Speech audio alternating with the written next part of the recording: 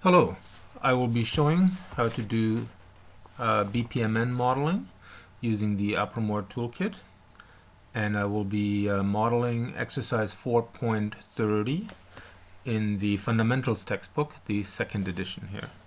I have the exercise next to me and I will be commenting on the modeling as I go along. So exercise 4.30 says draw a collaboration diagram for the following business process. And the exercise begins by talking about the process in general. The first paragraph starts with a build-to-order process, also known as make-to-order process, is an order-to-cash process where the products to be sold are manufactured on the basis of confirmed purchase order. And on it goes, the first paragraph. And in the second paragraph, we get some details. We consider a BTA process at a company called Metalworks.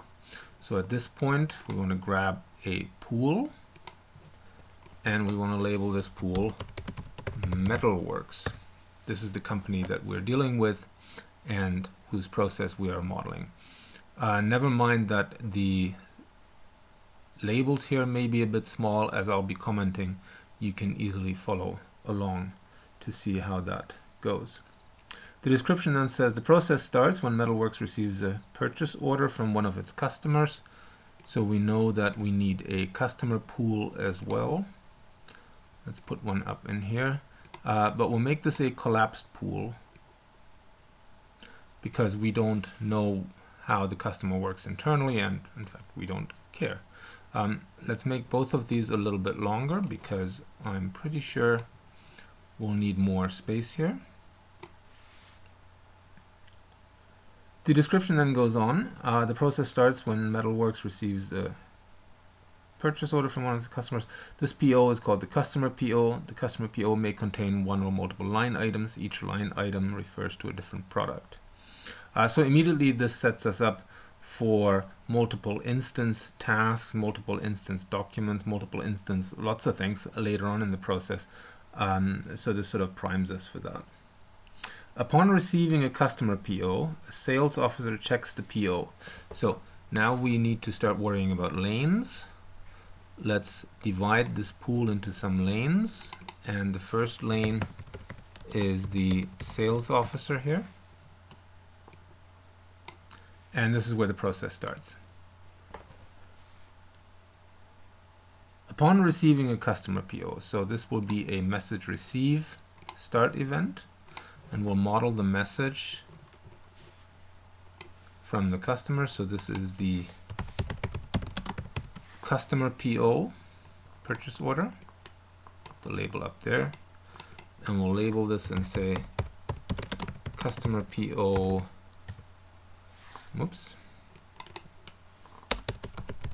received. It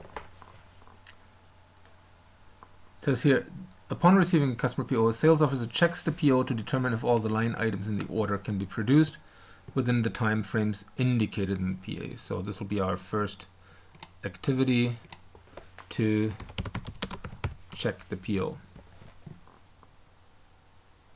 As a result of this check, the sales officer may either confirm the customer PO or ask the customer to revise the terms of the PO. In some extreme cases, the sales officer may reject the PO, but this happens very rarely. So we've got three possible outcomes, and we'll model this with a exclusive branch or exclusive split gateway and XOR gateway. So in the easiest case, we reject the PO, and this becomes a message send event because we're being nice and we're notifying the customer. PO rejection.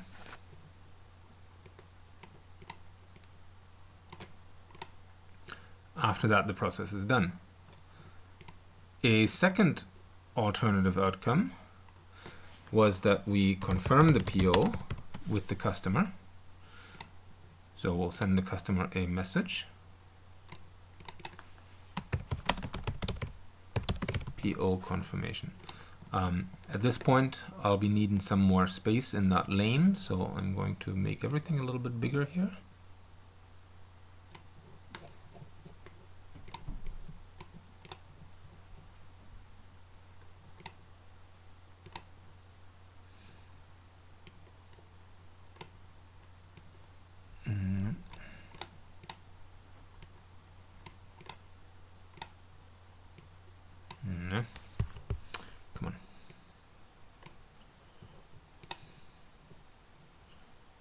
not a way to make these lanes. There we go.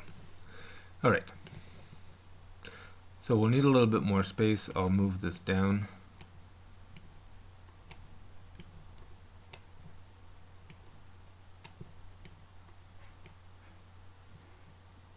And the third outcome was that we're going to ask the customer to revise the PO. So ask for revision. And this too is a message send activity with a revision request going out to the customer. There we go. So let's do one more thing. Let's label. This does not look pretty, but let's label the different arrows here with the conditions. So this might be cannot produce, can produce, and may be able to produce, depending on whether the customer can make revisions. And let's make this flow the default flow. So normally we expect that we can produce things. Now, the description goes on and says if the customer is asked to revise the PO, the BTO process will be put in standby until the customer submits a revised PO. So after this, we eventually expect to receive a message from the customer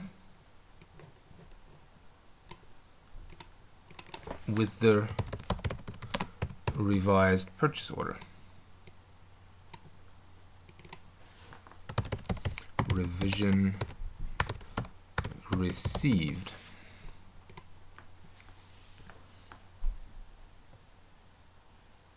The sales officer will then check the revised PO and accept it, reject it, or ask again the customer to make further changes. So we end up down here. However, the sales officer has been instructed to accept changes to the PO up to 3 times, after which the PO must be escalated to a senior sales officer. So now we know that we'll need another lane. Let's grab this one. Senior sales officer, who can either accept the further changes one more time or reject the PO altogether. So there are 2 different ways to model this. One way, let me show this to you first. Grab a little bit more space here. Let's delete this. After we receive the request, we simply check the number of revisions, and depending on whether we have received 3 or more, and we either go here or we go to the senior sales officer for the final check of the PO.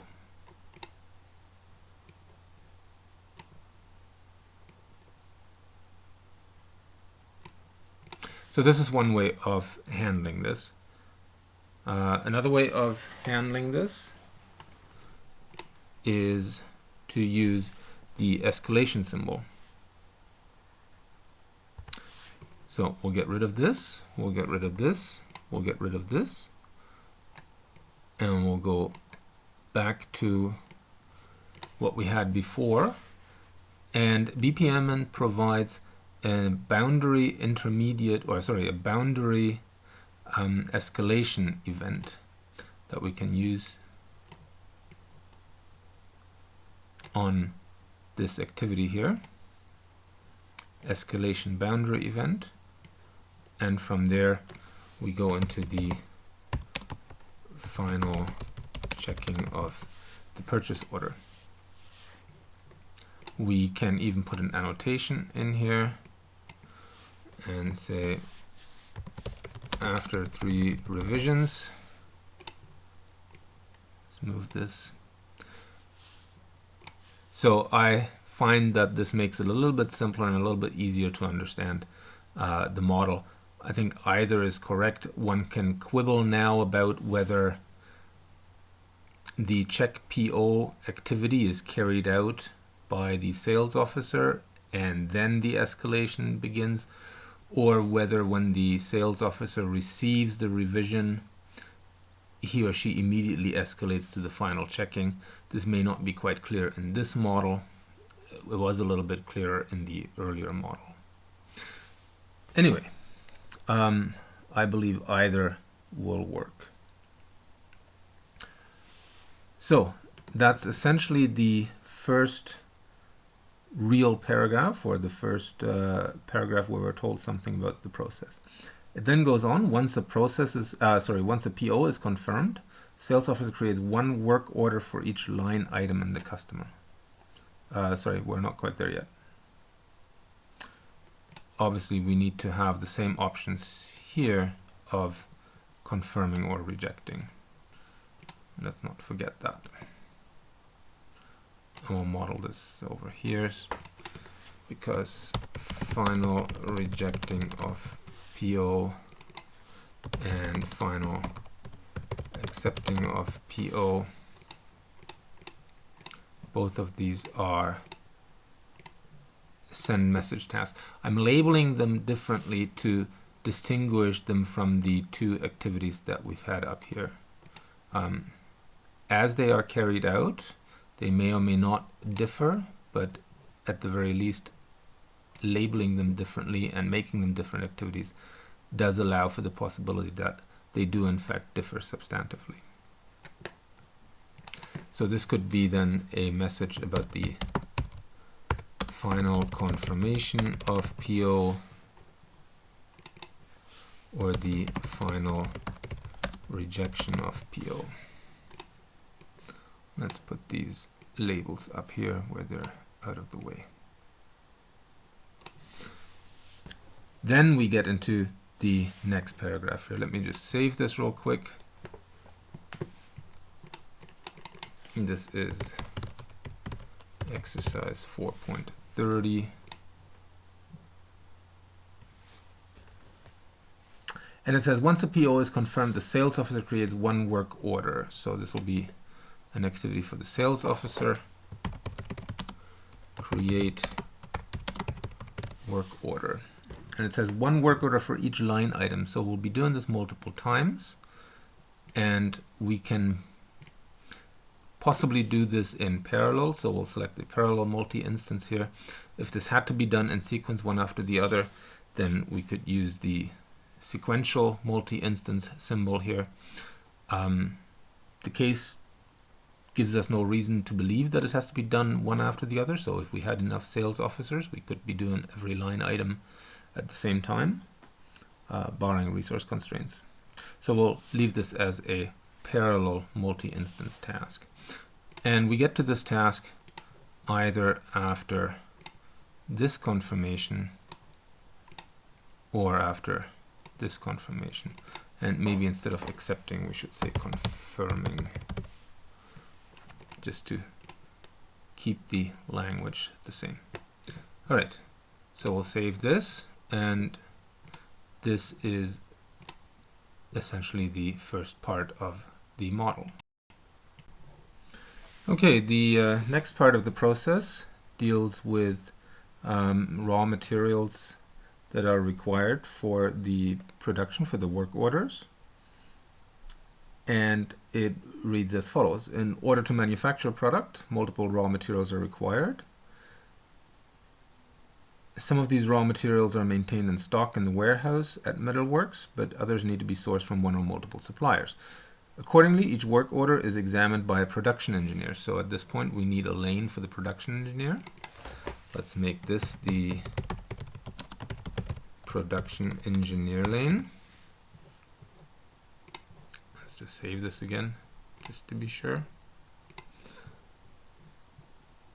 And in the production engineer lane, we'll start modeling the next part of the process.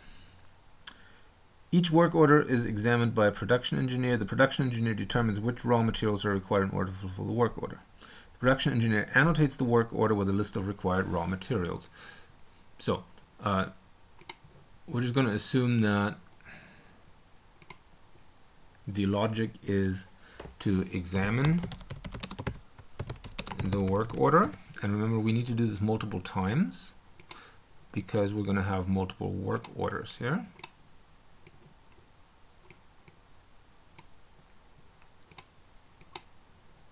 Maybe make this lane a little bit smaller here.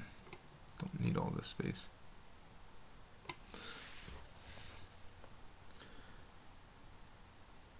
The production engineer determines which raw materials are required in order to fulfill the work order, and then annotates the work order with a list of required raw materials. So we'll make this a second task. Annotate work order. Another way to model this is with a sub-process where we stick this in here and stick this in here. We don't need to have the multiple instance symbols on these because we're going to put a multiple instance symbol on this sub-process activity. So this works just the same, but allows us, or rather allows the production engineer to do the examination and the annotation for one while perhaps the other work orders are waiting. So in the earlier previous construction, all the work orders would have to be examined first, and then they could all be annotated. Here the annotation and the examination can be interleaved of the different work orders. So slightly different semantics here. So each raw material listed in the work order is later checked. Oops, sorry, we're getting ahead of ourselves here. The production with a list of required raw materials, we can be explicit and say, okay, we're creating a list of required raw materials. Model this as a data object here.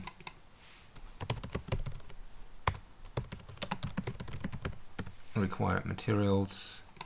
Make this a wee bit bigger so that we have space to put this list in here. So we'll put the list in here, and we'll put the list in there, and that then makes it explicit that the list is used to annotate the work order. We can model the work orders as a data object as well. So here are work orders, and I'm using the plural for work orders in contrast to the textbook where you might find work order and a multiple instance marker on the data object. Apromore will not allow multiple instance markers on data objects, so I'm going to call it work orders. And these work orders then are input to this task. And let's make this look pretty. There. And the work orders might be output from that task, or you could model them as a separate data object called annotated work orders. Again, I don't think the difference here is critical. All right, let's save that. And then we'll go on.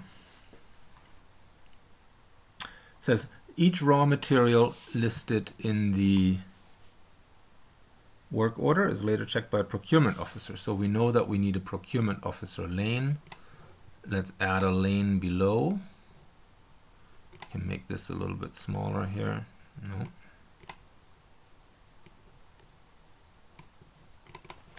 This is our procurement officer lane,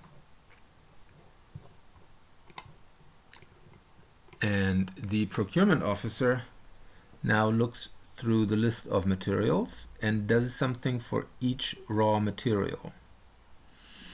So again, we'll make this a sub-process activity, and we'll make this a multiple instance one. Yeah.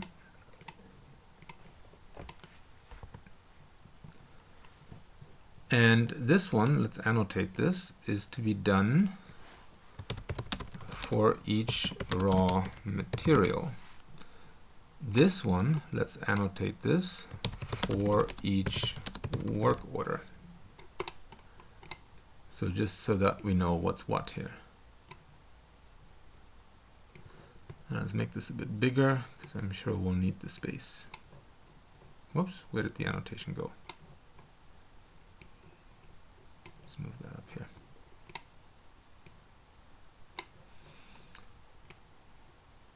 All right, so the procurement officer determines whether the required raw material is available in stock or it has to be ordered by accessing the specific catalog for the product line. So that'll be our first task. Access product line catalog. If you'd like, you can present the product line catalog as a database, product line catalogs, and that's used in here. The list of required materials, you could say, is used in here or used in there to be more specific. And then we go on. If the material has to be ordered, so that's not necessarily the case for all products, so we'll make this an XOR split here. The procurement officer consults the suppliers database, selects one or more suitable suppliers, and sends a request for quote to the selected supplier. So consult supplier database, and again we can model the database explicitly if we'd like to. Supplier database goes in here. Select supplier and then request quote. And request quote is done multiple times for each supplier. This becomes a message send task because we're going to send a message requesting a quote to a supplier, and consequently we need a supplier pool.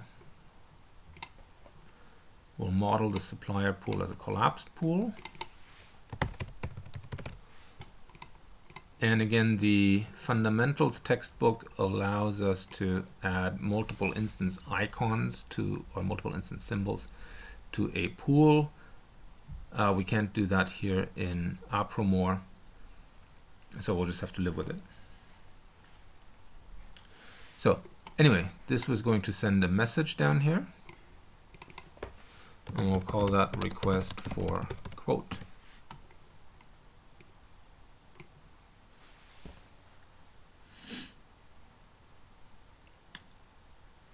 Now it says, if more than one supplier is identified, the procurement officer selects the best quote out of the first 3 quotes received. So we need an activity that says select quote.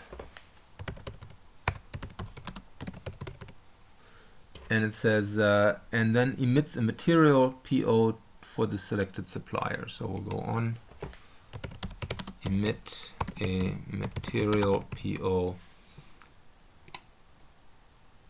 and we'll make this a send task. So we'll just call this material PO. One thing that the description does not explicitly mention is, of course, that we need to get quotes back from these suppliers. And we'll make this a message receive task, because we can make that a multiple instance one, right? Because we sent multiple requests for quotes, we're likely going to get multiple quotes back. Another alternative would be to model this as an intermediate message receiving event, but we can't make that a multiple instance one. So that's why I chose to model this as a task here.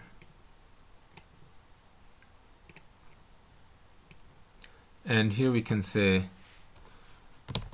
from each supplier up to 3, because it says the first 3 quotes received, so once we've done 3 we can discard the rest and we can move on. So after this point we're done, but back here we had this XOR split, so ideally if we don't have to purchase materials we'd like to go straight to the end. So let's put an XOR, an exclusive join in here, that then allows us to connect this way.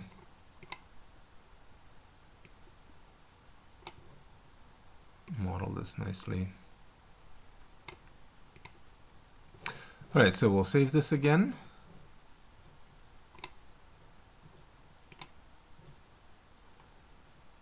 And we can label the arrows with the conditions. So for example,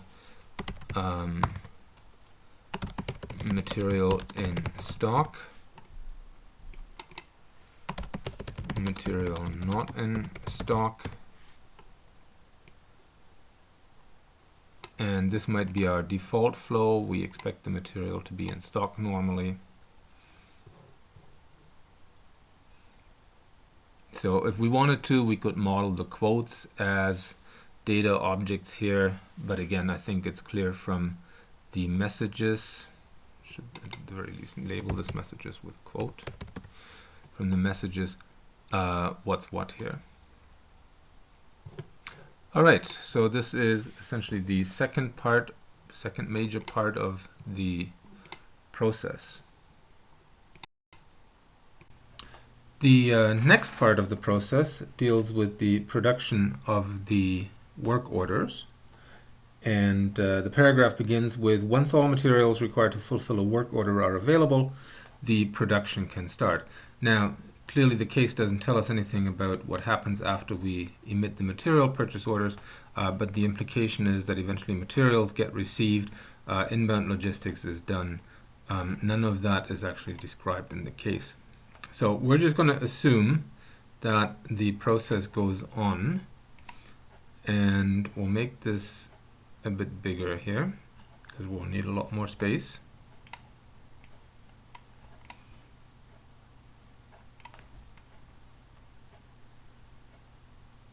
There we go.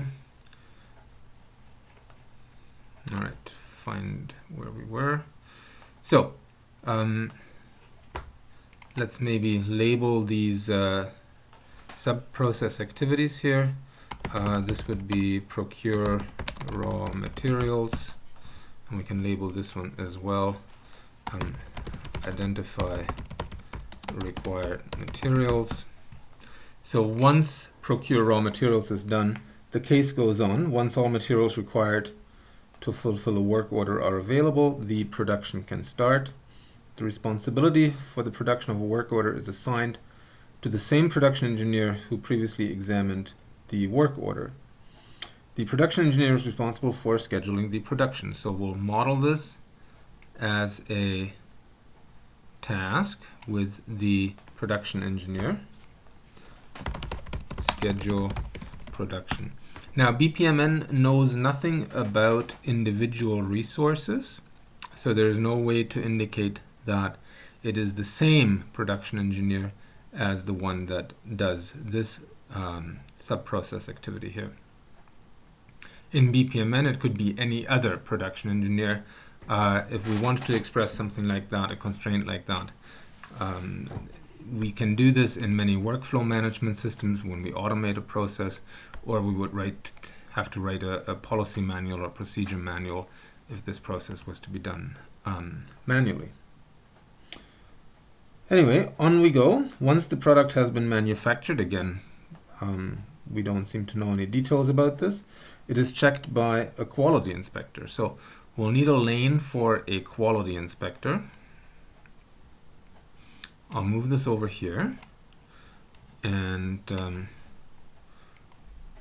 we shall make a lane underneath here. Let's move the supplier out of the way. and this lane down here will be the quality inspector lane. And back we go. So it is checked by a quality inspector. So let's make that an activity down here. Check product. And in fact, we need to do this multiple times for each production order, and the same thing here, or for each work order as they were called. So for each work order and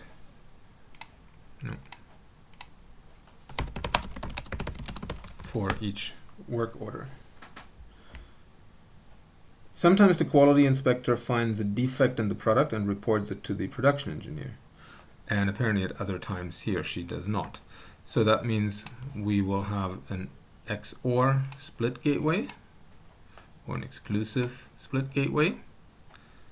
And sometimes the quality inspector reports defects, and at other times he or she doesn't, and we'll deal with that case later once we get to it.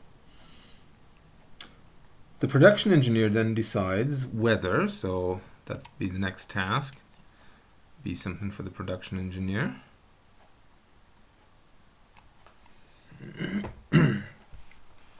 Decides whether the product should undergo a minor fix, the product should be discarded and manufactured again. So determine if fixable. And again, we have two possibilities. So either the product can be fixed or it must be manufactured again, in which case we end up here. And let's make the line nice so that we can have that there. And the other alternative was to fix the product.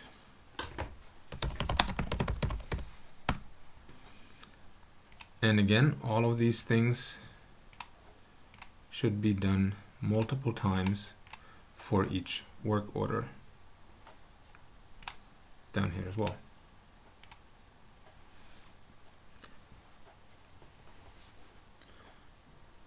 Right. Notice that we can't easily combine these 5 multiple instance activities into one multiple instance sub-process activity because they span 2 different lanes here. Now, we could stick them into a process by themselves, into a callable process, and then simply have a call process activity. But I think that gets a little bit too complicated for this one model. We'd in effect end up with 2 process models here. Let's save this.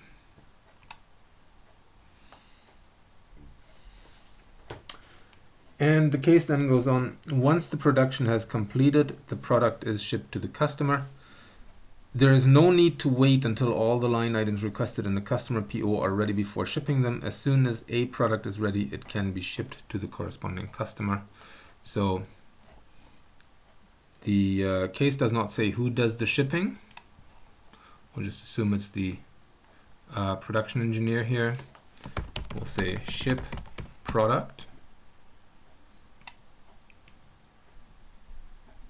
And we'll get to ship product either from here or from down here if the product was not defective.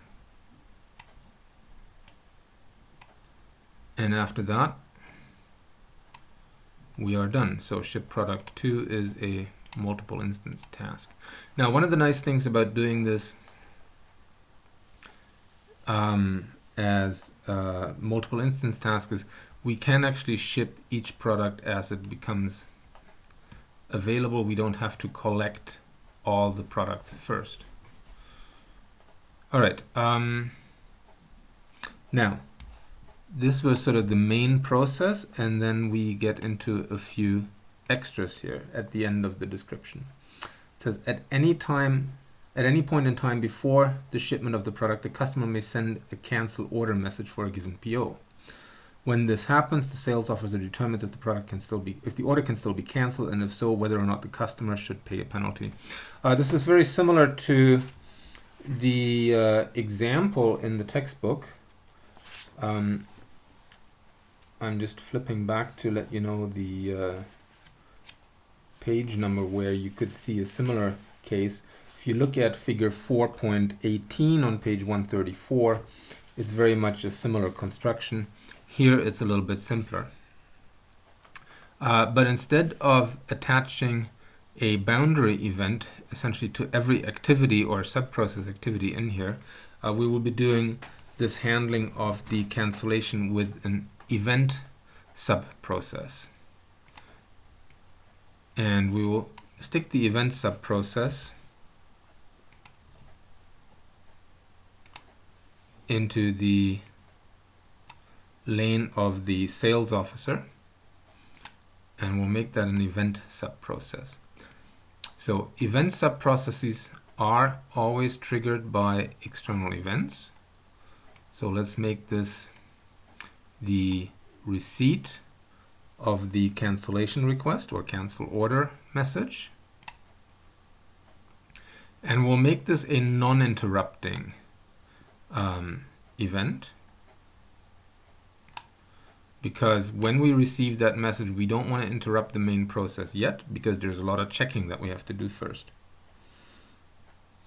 So this depends on or responds to a message.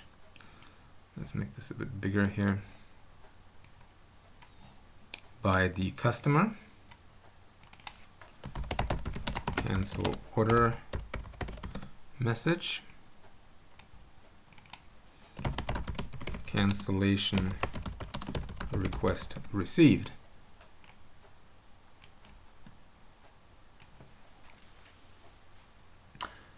And the description says, when this happens, the sales officer determines if the order can still be cancelled, and if so, whether or not the customer should pay a penalty. So, determine cancellation with possibly multiple outcomes. If the order can be cancelled without a penalty, if the order can be cancelled, all the work related to that order is stopped and the customer is notified that the cancellation has been successful. So that's one outcome. Notify customer of cancellation. This becomes a send task, and we send a cancellation confirmation back, after which we terminate the process.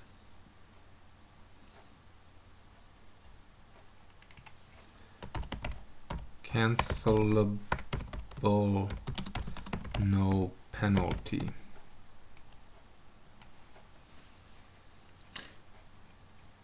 And the description goes on, if the customer needs to pay a penalty, the sales officer first asks the customer if they accept to pay the cancellation penalty.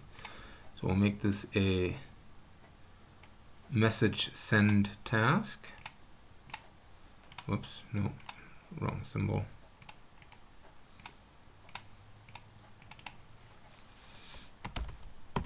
Notify customer of penalty. Sends a message penalty notice.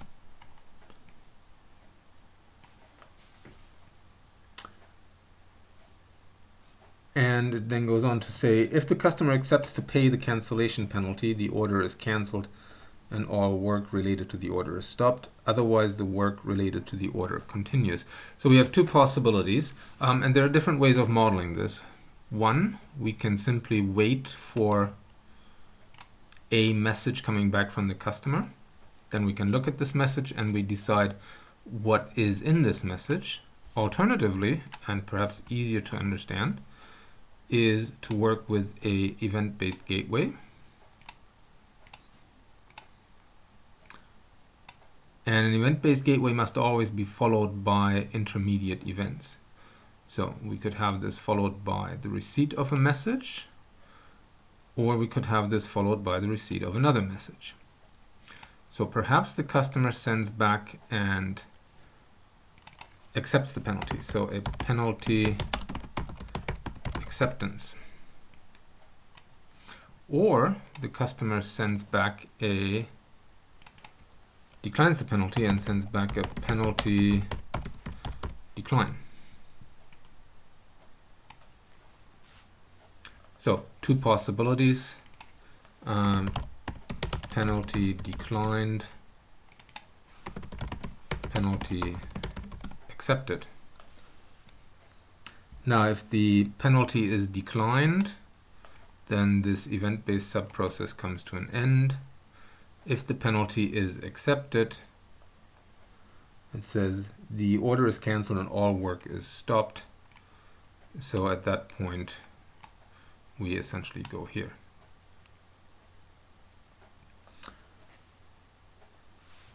So we can cancelable with penalty, and I suspect there is a third case that the order is not cancelable at all. So if the order is not cancelable at all,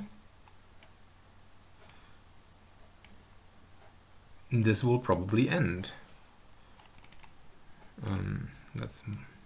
Oopsie, I think we have this line already in there. So, not cancelable. And again, we can make one of these arrows a default, or the default arrow. Let's say cancelable with no penalty becomes the default flow. Now, here too, we can add lots of objects, data objects. We can add the penalty notice or the penalty amount or what have you, but I think this is quite sufficient because from the context it's clear what happens here. So this was a demonstration of a BPMN modeling exercise using the Apromore toolkit. Again, you can find this exercise in the Fundamentals textbook, the 2nd edition. It's exercise 4.30. And you can find the final product in BPMN format and PDF format on my website at york.everman.ca. Thank you very much for watching.